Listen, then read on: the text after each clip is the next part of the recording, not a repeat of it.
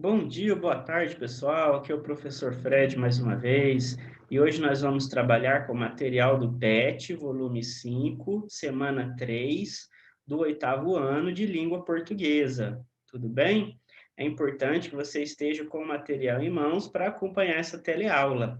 E outra coisa que eu sempre falo é que essa teleaula vai estar disponível na plataforma do YouTube como mais uma opção de acesso para o seu responsável para que ele tenha mais uma opção de como levar essa teleaula até você, tudo bem?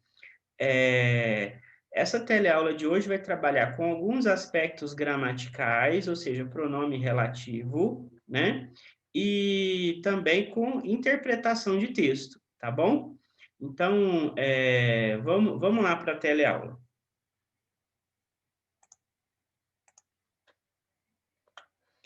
Leia a informação a seguir sobre o pronome relativo. Pronome relativo é aquele que normalmente refere-se a um termo anterior ou antecedente dentro de um enunciado, substituindo-o, para que não seja necessário dividir a ideia em várias orações ou torná-la muito repetitiva. Os pronomes relativos podem ser variáveis ou invariáveis, isto é, sua forma pode sofrer flexões de gênero e número ou não. Os pronomes invariáveis são, ou seja, aqueles que não sofrem nenhum tipo de flexão, nem de gênero, nem de número. Os pronomes são que, quem e onde. Sua forma sempre será essa, independente do contexto, tá certo? Ou seja, eles não mudam de forma. Os pronomes variáveis, ou seja, aqueles que sofrem flexões de gênero e número, são cujo, que pode variar para cuja, cujos ou cujas, o qual, que pode ser a qual, os quais, as quais, e quanto, que pode variar para quanta, quantos e quantas. Tudo bem? Então, não tem nem muito o que explicar. O texto aí que está muito claro, tá certo? Está explicando muito bem o que é pronome relativo e esse texto se encontra no material de vocês, tá bom? Então, vamos lá. Leia o texto e responda as questões a seguir. Mocinho ou vilão? Remédios para plantas, defensivos agrícolas, venenos contra pragas. Esses são alguns nomes pelos quais são conhecidos os agrotóxicos, produtos químicos que servem para prevenir, destruir ou controlar diferentes tipos de praga em plantações. Se, por um lado, eles são um escudo para as plantas, por outro, podem causar danos à saúde de animais. Os agrotóxicos podem ser usados em vasos de planta, jardins, pequenas roças ou grandes plantações, com o propósito de evitar que micro-organismos e também plantas daninhas prejudiquem o crescimento dos vegetais. Apesar de proteger plantas contra pragas, os agrotóxicos podem ser muito perigosos para os animais. Então, vejamos se os agrotóxicos agem pelo bem dos vegetais. Eles são ótimos, certo? Nem sempre. Muitas vezes você vê na feira aqueles legumes, frutas, verduras que parecem mais bonitos para conseguir um preço melhor. E, para isso, muitos usam agrotóxicos, além da conta. Os resultados disso são dano à saúde do trabalhador rural, que, em geral, aplica o produto sem proteção, dano à saúde do consumidor que ingere vegetais contaminados e dano ao meio ambiente pela poluição do solo e das águas, que prejudica das minhocas aos peixes. Então, vamos continuar aí, pessoal. Ó, ele deixou em destaque alguns pronomes relativos, tá ok? Na verdade, é o mesmo, ele aparece. Então, por exemplo, o que lá, ó, dano à saúde do trabalhador rural. Esse que está se referindo ao trabalhador rural. Então, dano à saúde do trabalhador rural. Vamos pôr um ponto ali. O trabalhador rural, em geral, aplica o produto sem proteção. Entendeu? Qual que é a função do pronome relativo? É para eu não ter que ficar dividindo, fragmentando o texto. tá certo? Não ficar usando ponto final demais. Então, lá, o segundo, dano à saúde do consumidor, ponto. O consumidor ingere vegetais contaminados. Entendeu? Eu estou substituindo o pronome relativo ao referente dele, né? O último lá, ó, pela poluição do solo e das águas. A poluição do solo e das águas prejudica das minhocas aos peixes. Entendeu? A gente pode substituir o termo ao qual o pronome relativo está se referindo. Então, o uso do pronome relativo, ele ocorre exatamente para você não fragmentar o texto. Vamos dizer assim, não usar muitos pontos finais, muitas frases, para a sentença ficar, para você não ficar repetindo muito aquele referente dele, né? Imagina, a poluição do solo e das águas, né? A poluição do solo e das águas prejudica das minhocas aos peixes. Ficaria muito repetitivo, ficaria muito extenso o texto. Tudo bem? Então, é uma estratégia, né? A gente usar o pronome relativo. Mas também nessa mesma estratégia de produção textual, a gente pode variar um pouco o pronome relativo. Se a gente ficar repetindo demais o mesmo pronome, relativo, o que que acontece? O texto também empobrece também, tá certo? Então, a gente pode substituir o pronome relativo por alguns daquelas outras opções e o texto não vai perder o sentido, tá ok? Então, vamos continuar aí com as atividades. Número 1. Indique a quem se refere cada um dos pronomes relativos destacados no trecho. Eu já falei para vocês, né? Mas vamos ver aí.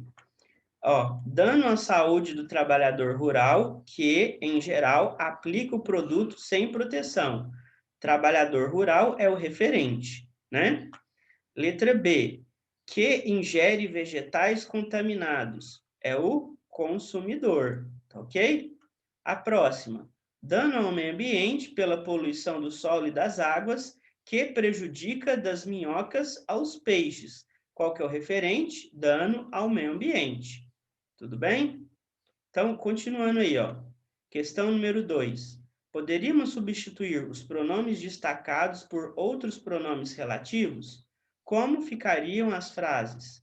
Então, a resposta: dano à saúde do trabalhador rural, que, em geral, aplica o produto sem proteção. Aquele pronome relativo em destaque, o quê? Eu posso substituir ele por qual outro pronome relativo? Então, a gente tem dano à saúde do trabalhador rural, o qual, em geral, aplica o produto sem proteção.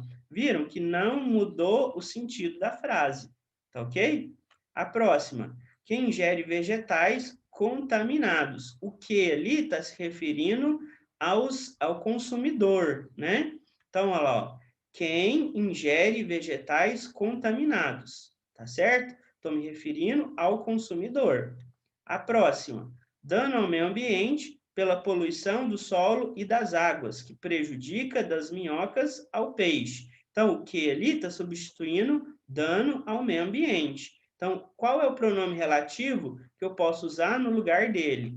Então, dano ao meio ambiente pela poluição do solo e das águas, o qual prejudica das minhocas aos peixes. Tudo bem? Então, o qual também está se referindo a dano ao meio ambiente. Tudo bem? Então, vamos continuar. Número 3. Os pronomes relativos destacados fazem referência a um conjunto de elementos que fazem parte da cadeia produtiva dos alimentos. Qual seria o papel e a importância de cada um desses elementos? Aí a gente tem uma questão que não é gramatical. As anteriores diziam respeito a aspectos gramaticais do texto. Essa questão aqui é uma questão interpretativa. Tudo bem? Então, aqui vai ser muito importante o seu ponto de vista em relação às informações que estão no texto, tá ok? Vamos ver o que é possível a gente responder nessa questão número 3. Então, ó, resposta. O primeiro, trabalhador rural, que é quem está diretamente ligado à produção de alimentos. O segundo é o consumidor, que é o elo final da cadeia produtiva. E o último são os danos ao meio ambiente, que pode agir de duas maneiras na cadeia produtiva. Primeiro, são as consequências diretas do uso de agrotóxicos e pesticidas indiscriminados no processo produtivo. Segundo, danos ao meio ambiente podem acarretar prejudicialmente a cadeia produtiva, pois podem diminuir a produtividade do solo, por exemplo, né? Danifica o solo, né? De alguma forma. Por exemplo, o que ele fala lá, que de certa forma mata as minhocas. A minhoca no solo, ela tem a capacidade de produzir humus, que é nutriente para as plantas. Se você mata esse organismo que é benéfico para o solo, você vai prejudicar o solo. Consequentemente, você vai ter que usar mais implementos agrícolas, né? Mais produtos adubos, né? Você vai gastar mais, o processo produtivo pode ficar mais caro, ou então você está empobrecendo o solo, tirando esses organismos que dão nutrientes para o solo. Tudo bem? Isso tudo por causa do uso dos agrotóxicos. Então, o agrotóxico pode, inclusive, o uso dele, você tem o intuito de aumentar a sua produtividade, mas, na verdade, uma consequência que você pode também diminuir a sua produtividade se, por exemplo, você diminuir os nutrientes do solo. Tudo bem? Então, isso é uma questão de interpretação. Pode ser que você não concorde comigo, pode ser que você seja a favor do uso dos agrotóxicos, tá bom? O texto está te mostrando o que pode ser prejudicial no uso de agrotóxicos. Por exemplo, quem usa muito, consome muito produto orgânico, teoricamente, o produto orgânico ele está isento do uso de agrotóxicos, né? Se você vai numa feira comprar um abacaxi orgânico, você vai ver que pode ser que ele não seja muito bonito, né? Ele, o agrotóxico ele aumenta o poder de venda daquele produto, né? Você vai ver um abacaxi produzido com uso de agrotóxicos, é um abacaxi bonito, né? O abacaxi que é produzido sem uso de agrotóxicos, ele pode ficar feio, né? Uma coisa que até o meu pai brinca muito comigo é que se você achar um bicho numa couve, numa alface, você pode ficar tranquilo que não foi usado agrotóxico naquele produto, tá bem? Porque se o bicho está vivo andando lá, quer dizer que não tem veneno, tá ok? Então, muitas das vezes, a aparição de alguns organismos, né, ele vai fazer o produto ficar feio, mas você vai ter uma segurança maior, porque você pode ser que eles não tenha a presença de nenhum tipo de agrotóxico, tá bom? Ou seja, aquele produto ele vai ser mais feio economicamente, mas ele vai ser mais saudável, tá bom?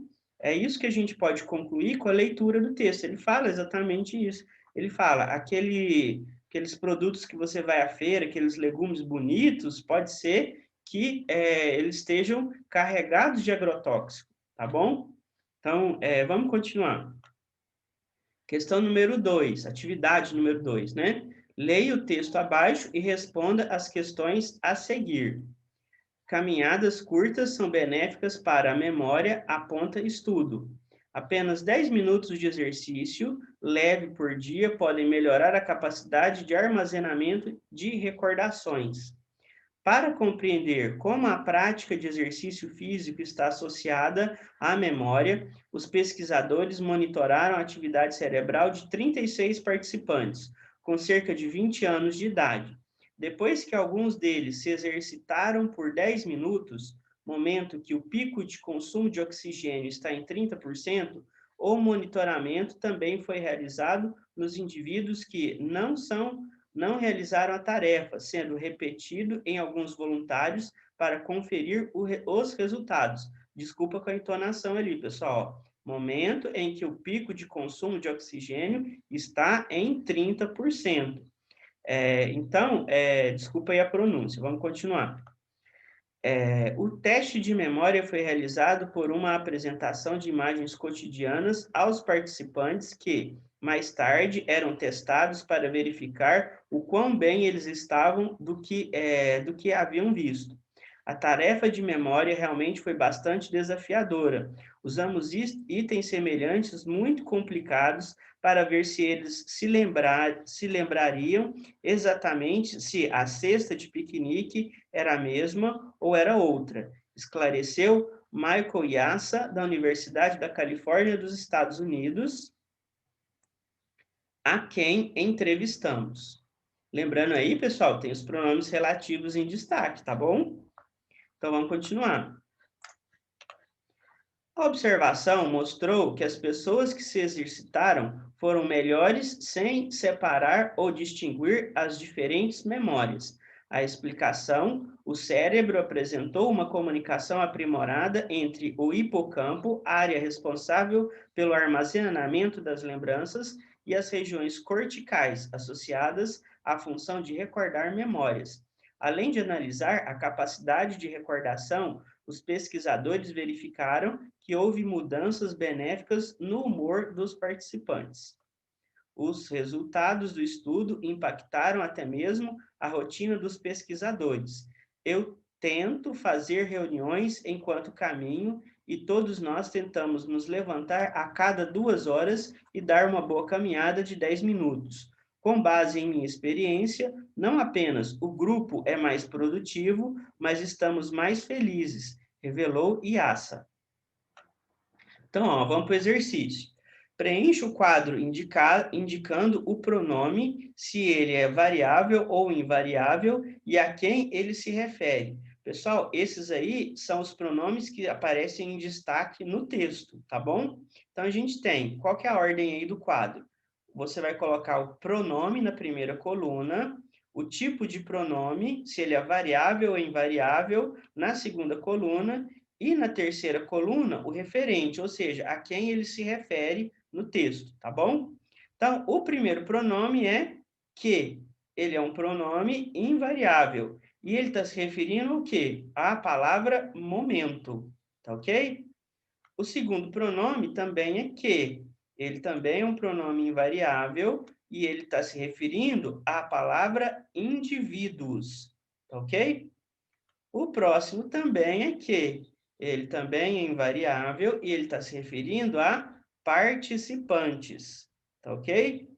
O outro pronome é quem. Ele também é invariável, segundo a lista que apresenta lá no começo do PET, da atividade do PET, e ele está se referindo a Michael Yassa, tá ok? A pronúncia ali pode ser Michael Yassa, tá bom, pessoal? Eu estou aportuguesando a pronúncia do nome do rapaz aí. Se ele for de origem americana, é Michael, né? A gente aportuguesando fica Michael, tá bom? O que? O que também é invariável e esse último que aparece em destaque no texto está se referindo a pessoas, tá ok? Então, vamos continuar. Próxima atividade. Número 3. Leia a informação abaixo sobre os modalizadores discursivos. O uso que fazemos da língua em nossas ações de comunicação é sempre mediado por intenções. Explicitar certeza, dúvida, obrigatoriedade, sentimentos, entre outros. Esse propósito está tão presente em nosso dia a dia que se materializa na estrutura de nossa língua. São várias as intenções que explicitamos em nossas interações diárias e, por isso, há tipos diversos de modalizadores discursivos. Como afirmam os estudiosos da língua, diferentes recursos linguísticos estão a serviço dessa ação argumentativa: modos verbais, verbos auxiliares, adjetivos, advérbios, entre outros. Alguns exemplos: certeza ou possibilidade ou suposição, expressas por meio de é possível que, tenho certeza que, é certo que, é claro que, talvez. Isso aí, pessoal, vou abrir um parênteses aqui, tá dando dica exatamente para quando você for produzir o seu texto, ou seja, para uma atividade de redação. Ele está te apresentando algumas estratégias que vão facilitar você apresentar as suas intenções ali no texto que você está escrevendo. Tudo bem? Então, vamos continuar. Permissão ou obrigação? Expressas por meio de você pode, eu preciso, você deveria, eu sugiro. Análise, afeto ou julgamento? Expressas por meio de felizmente, infelizmente, pena que, lamentavelmente. Ainda bem que, e estranhamente. Tudo bem? Então, esse texto aí, pessoal, é como eu falei daquele outro texto que está explanando esse aspecto gramatical. O texto por si só está muito claro, não tem nem muito o que falar, tá ok? Então, o que ele está falando aí? Que a gente pode usar dessas estratégias para apresentar as nossas intenções no momento que a gente está escrevendo o texto, tá certo? Ou mesmo a gente pode pegar e pegar a intenção real do autor quando ele usa determinadas expressões, tá bom? Então, vamos lá para a próxima atividade. Leia o texto e responda às questões. Segurança é a medalha mais almejada. Um planejamento integrado, contando com o setor de inteligência de cada instituição, certamente trará bons frutos. Com o início das competições, o clima olímpico pouco a pouco envolve a todos, e mesmo os mais avessos ao esporte, inevitavelmente, são atingidos pelas mudanças da rotina, desde as alterações no trânsito, passando pelos turistas, até o aparato de segurança, com soldados fortemente armados nas ruas da cidade. Um clima que inicialmente até representaria tranquilidade, porém essa sensação é parcial. Se por um lado há sim maior segurança, por outro, ela se concentra em determinadas áreas, ficando outras vulneráveis a ações de bandidos. O esquema envolvendo mais de 80 mil agentes de segurança, segundo o Ministério da Justiça, entre polícias militar, civil, federal e forças armadas, nos traz reflexões e até discussões que merecem permanecer após os jogos. A primeira é que a integração é um caminho a ser considerado. Um planejamento integrado, contando com o setor de inteligência de cada instituição, certamente trará bons frutos, não só para o Rio, mas para todas as capitais brasileiras. Aí está falando do esquema de segurança que foi montado, pessoal, durante os Jogos Olímpicos do Rio de Janeiro de 2016, tá bom? Discute-se isso pelo menos há mais de 40 anos, mas já passou da hora de, efetivamente, isso sair do campo das ideias e ir para a prática. Segurança não é algo simples. Exemplo disso é que, mesmo com todo esse aparato para os jogos, vergonhosamente ocorreu um arrastão no Flamengo, a poucos metros da sede do governo. Uma ousadia que nos sinaliza o ponto a que chegamos e nos preocupa quanto ao que está por vir se não tomarmos sérias providências. Nesse momento em que o mundo olha para o Brasil e para o Rio, por conta de recordes de ouro olímpico, devemos deixar claro que a medalha que mais almejamos é a da... Opa, desculpa aí, ficou faltando parte do texto, tá certo? Desculpa, pessoal, mas o que importa aí para a gente são esses termos em destaque. Eu acredito que aí no material de vocês está completinho o texto. Mais uma vez, desculpa, tá, pessoal? Questão número 1. Veja as expressões destacadas no texto e classifique a qual modalizador cada um pertence. Então, a gente tem expressões modalizadas e classificação. Então, a gente tem o seguinte: inevitavelmente, da ideia de certeza. Inicialmente, da ideia de análise. Se por um lado, possibilidade. Certamente, certeza. Efetivamente, julgamento. Vergonhosamente, da ideia de julgamento também. Tá ok? Então, vamos continuar. Questão número 2. Qual a importância dos modalizadores para esse texto? Estes modalizadores ressaltam as intenções do interlocutor ao produzir seu texto. Então, pessoal, Esse é o fim dessa teleaula, tá ok? Lembrando que é a terceira semana, a gente ainda tem uma teleaula, tá ok? Do material do PET, do volume 5. Eu espero que as dúvidas estejam sendo sanadas.